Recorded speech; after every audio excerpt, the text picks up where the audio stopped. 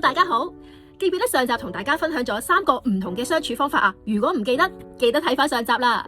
今集再同大家分享多4個唔同嘅相處方法。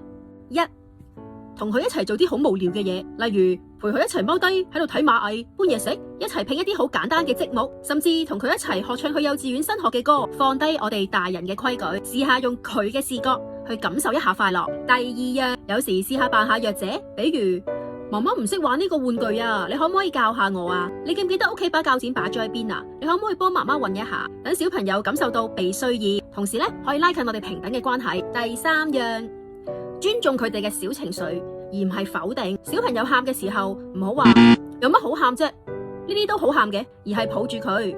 媽媽知道你受咗委屈啊，我哋一齊諗下方法解決啊。首先同佢有個共鳴，明白佢有咩事情，先共情，再解決問題，小朋友就會信任你嘅理解。第四樣，當然係最緊要嘅身體接觸啦。當我哋送佢返學、接佢放學，都主動拖住佢隻手，見到面或者講拜拜嘅時候，記得擁抱下佢啊。瞓之前錫下佢，同佢講 I love you。嗱，呢個攬攬錫錫嘅關係變成好似日常嘅習慣，因為肢體接觸係最容易拉近大家彼此嘅關係噶。今次1連2集分享咗7個同小朋友長期保持親密關係嘅方法，唔知幫唔幫到你哋呢？仲想唔想有更多分享？留言話俾我知啦，等我幫你哋揾更多唔同嘅方法，話俾你哋知。記得關注我啊，下集見。